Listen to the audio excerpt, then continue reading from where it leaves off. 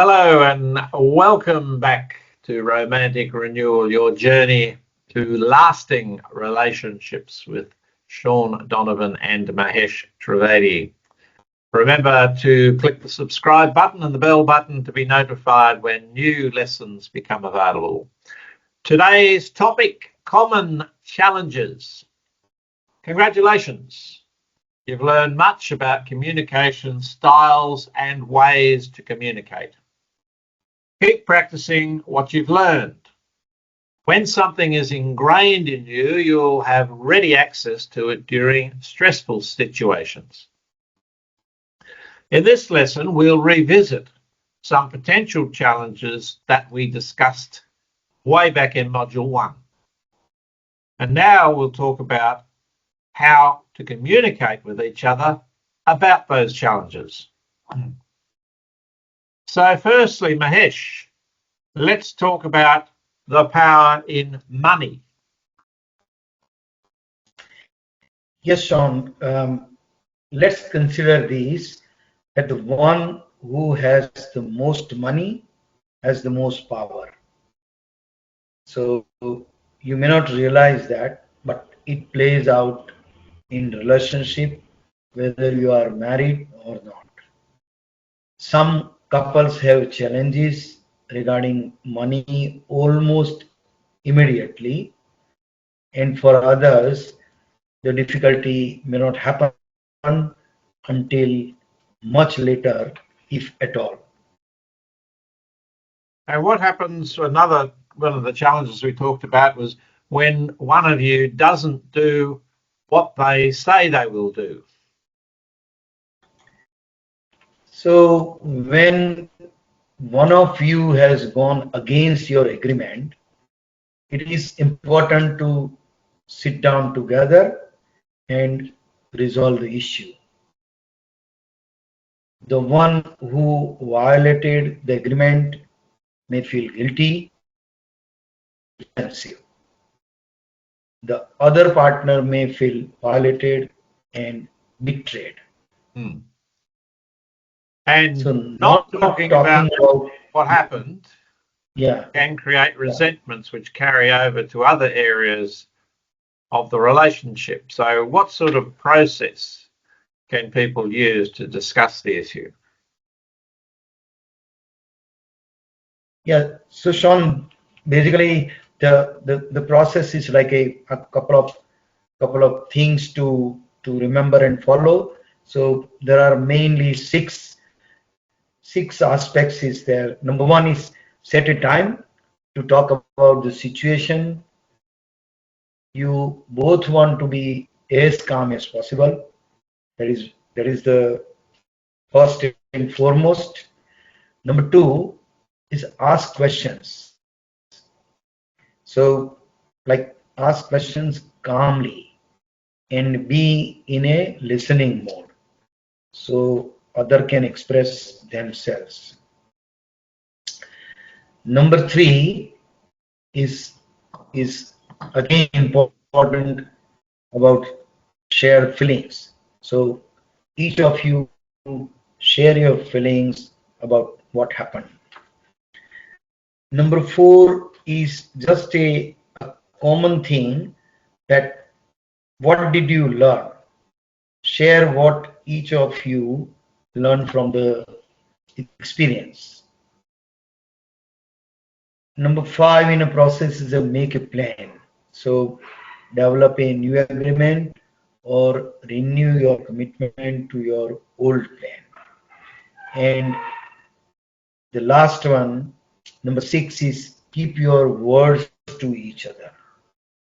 So if it happens again, you may need a third party to assist you. Okay, well, they're great 6 tips there for people to get, but oftentimes life might get difficult for one of you. And the primary thing to remember is that needs change and also situations change. There will be times when one of you is under more stress than the other one. These are situations which require greater sensitivity and flexibility. It's important to allow your agreements to change according to each of your needs and the needs of your relationship. The need for space and privacy may expand. This can be difficult if you don't keep the channels of communication open. So, Mahesh, can you run through some strategies that we might use to maintain open communications in a relationship? So there are a couple of strategies are there. So one of the most important thing is have a daily 5 to 10 minutes check-in time. So like a short connection period allows you both to know, no matter what the stress, that you are important to each other. Once again, this may be as simple as, it is still horrible at work. I feel frustrated and angry, and the response may be, I'm confused and want to do what I can to help. Please let me know.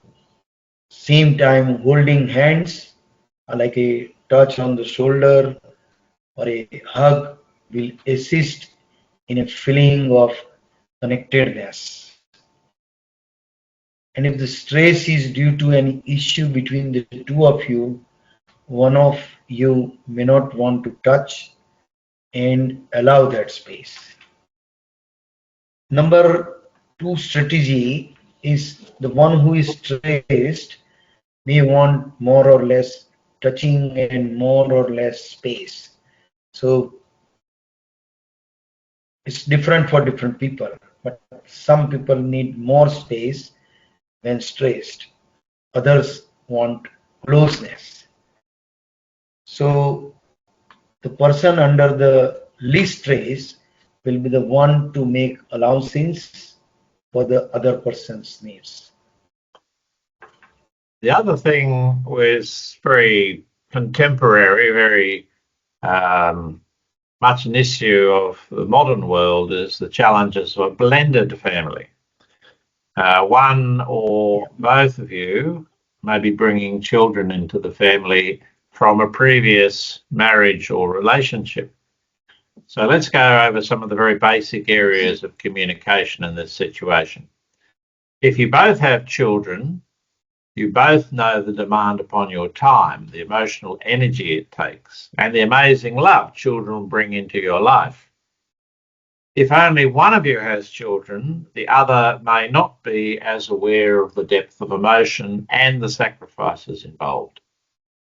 If the one of you doesn't have children, know that life has changed drastically for you, and sometimes dramatically, when instant parenthood arrives. Let's talk about some of the situations that might occur. So I think firstly, it being as clear about boundaries and roles for step parents and the children's other parents. So Mahesh, can you outline for us some of those boundaries and roles? Yes, Sean. There are a couple of things which are very important to make a note and then implement your to go ahead. So number one is like, who is the primary custodial parent, and when are the children's with you? So if there is a tension with the other parent, be clear about it. Sometimes the other parent will not be happy with a step parent situation or a live-in partner relationship. Another aspect is, what is your role in discipline? Are you allowed to set boundaries with your partner's children? Can they set boundaries with yours? Because the important thing is children are amazing, but they can be manipulative. The parent needs to be clear with their children about respect and boundaries. And the last aspect is what will be the responsibility of the non-parent partner. So be as honest as you can, knowing that the situation can change and emergency do happen. Thanks, Mahesh. So remember, you have a wonderful life ahead of you. No matter how compatible you are, surprises will present themselves. So communication is the key to sorting through any issue. If one or both of you bring children into the relationship, it's crucial to keep the lines of communication open. With children, you have complexities involving their feelings about their parent's partner, as well as any issues with the other parent. Relationships being what they are, someone will become angry at some point. Just as there are different communication styles, there are different ways of expressing anger. And our next lesson, we'll look at that topic. So before you move on, please take a few minutes to reflect on this lesson. If you are accessing through the portal, again, you'll have reflection questions and some other download materials to help you. And if you're watching just through YouTube, just look your own notes, perhaps re-watch the video and make some notes and reflect on those before moving on. So we'll see you, myself and Mahesh, in the next lesson. Thank you.